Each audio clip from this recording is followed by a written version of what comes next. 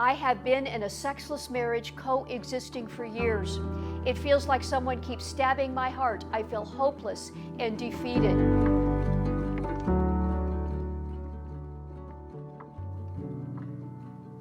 What do you do when your husband doesn't want to have sex with you? The stereotype of a husband pressuring a wife for sex, that is by no means the case in all marriages. In somewhere around 25 to 30% of marriages, the wife wants sex more. And it can hurt when that's not happening. I heard from one wife who said, I have been in a sexless marriage coexisting for years. It feels like someone keeps stabbing my heart. I feel hopeless and defeated. It's more than just the biology. Yes, you have sex hormones, sex organs, and you very possibly have a physical, biological desire for sex, but it's more than that. You very possibly are more distressed by the lack of connection, by feeling rejected and alienated. That, for many women, can be the deeper part of distress. If that's the case for you, I would suggest that you look for the why. Rather than just badgering your husband for more sex, get under the surface, step back, and ask why. And I've got 5 possible things to suggest. Some questions that you can ask. The first one is, does he feel loved by you? In surveys of thousands of couples, the number 1 need for women and men was unconditional love. What's it been like to be married to you?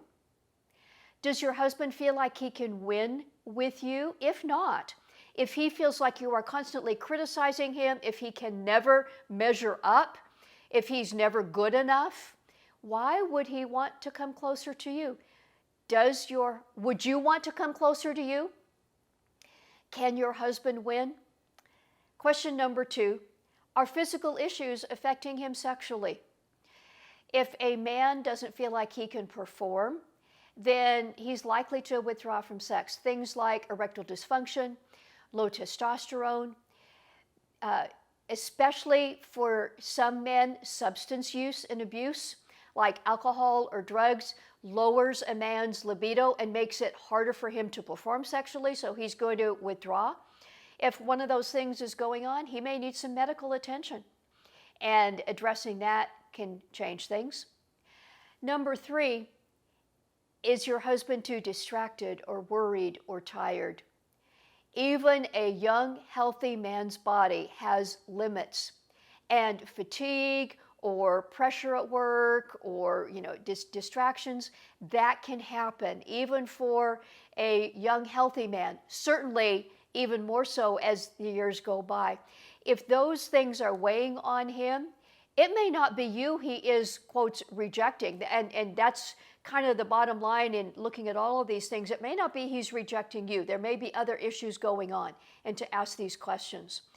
If you are curious and have some conversations with your husband about the other things that are worrying him or bothering him, you might be able to get to the bottom of it and perhaps even help him navigate forward.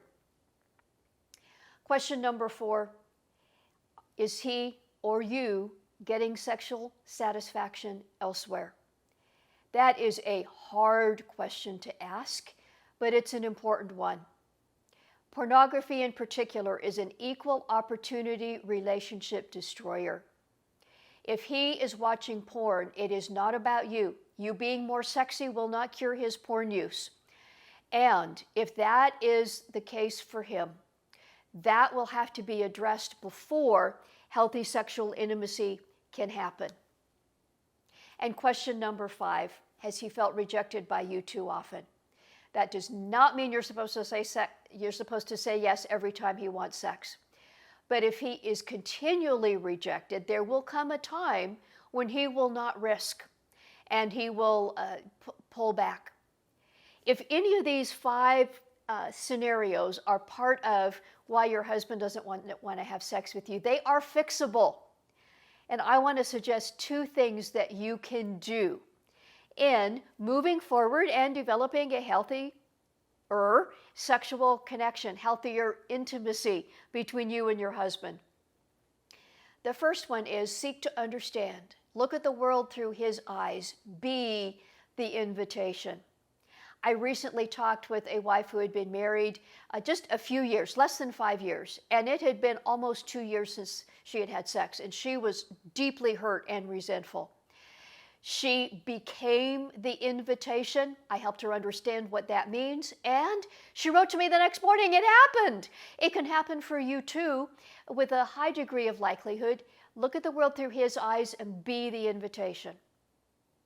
And then number 2, invite God right into the middle of your marriage bedroom. Intellectually, you may know that God invented sex and this is something that He wants for you, but is He right in the middle of it for you? This isn't just praying and asking God, oh, please help my husband give me sex, although it's fine to pray that way, but I'm talking about something deeper and broader, making Him the foundation of your intimacy. Asking God for insight in how to address the barriers in your own heart and your husband's heart in the relationship between you, and bring Him right into the marriage bedroom when the two of you are making love. How do you do that? I can help you do that. Our brand new resource from Dr. Carol Ministries, Fully Alive Marriage, is an online course that unpacks all this and more.